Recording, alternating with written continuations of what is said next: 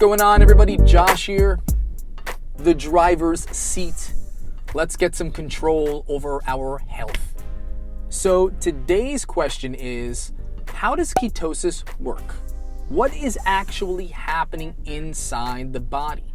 So I'm going to go through a bit of a PowerPoint with you, and we're going to go through exactly how the two fuel sources, fat and carbohydrates, are broken down and how ketones are actually constructed. So let's go through it together here. So we have the triglyceride, okay? The triglyceride is fat essentially, but it needs to be broken down even further. So it's broken down into the glycerol backbone and the 3 fatty acids. And this is done on a grand scale, all right? Now let's move on to the next slide. We have fat and glucose, okay? These are the two fuel sources that we're going to be consuming and using as energy and storing as energy in the body, all right? Now, these two have to be broken down. We talked about fat before. They're going to be fatty acids. But glucose is going to be something different called pyruvate. Now, the really interesting thing here is that since they're different, you would think that if they're broken down even further, you would think that they would be different, but they're broken down into the exact same thing, something called acetyl-CoA. Okay, so think of this as like the central currency that your body uses to create and store energy. Essentially, this is what the body knows as just creating a balance in the metabolism. All right.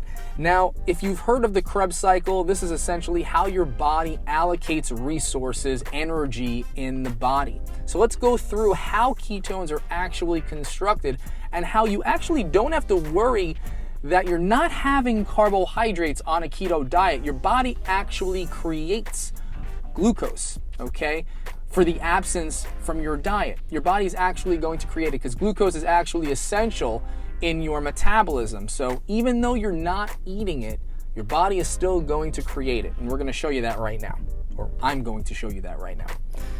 So there needs to be an excess of acetyl-CoA, all right? Fat needs to be high, okay? And we have our Krebs cycle starting. So we have our acetyl-CoA.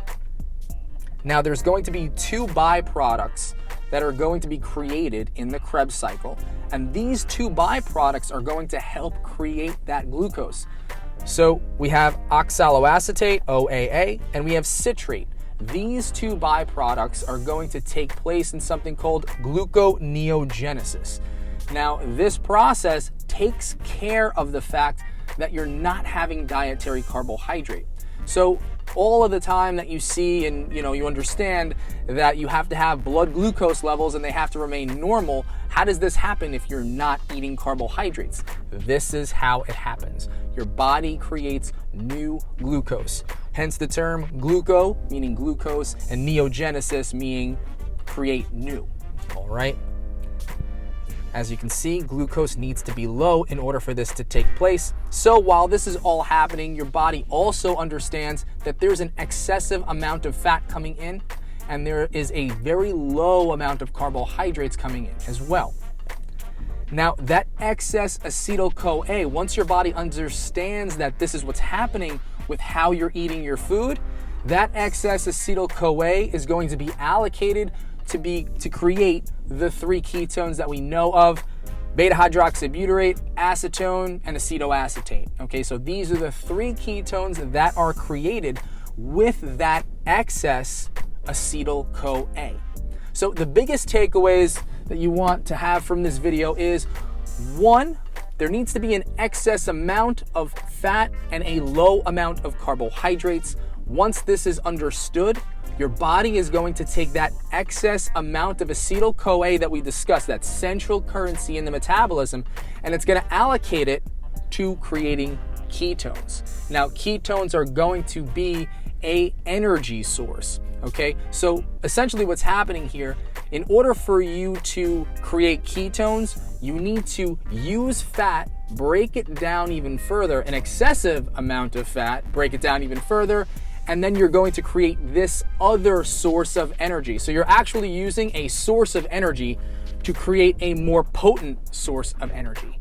And this is essentially how ketones are created. Beta hydroxybutyrate is actually the one that you're going to find in the blood, and this is the one you really want to measure. Hope you guys enjoyed this video. If you have any questions, post below, share, subscribe, like. Also, do me a favor, hit that notification bell so you are updated every time I release a video. In the future, I'm going to be releasing fitness videos as well. I'm going to start doing that very, very soon. And if you guys are thinking about doing a keto diet and not necessarily are sure how to do it, check out my website, ketosistherightway.com. There is a course there that I have created. Essentially, it is 4 hours of video content, basically me taking you through the entire process, step by step, on how to apply a ketogenic lifestyle to your specific goals and needs, because that's essentially the most important thing here. Hope you guys enjoyed this video. This has been The Driver's Seat. Have a great day.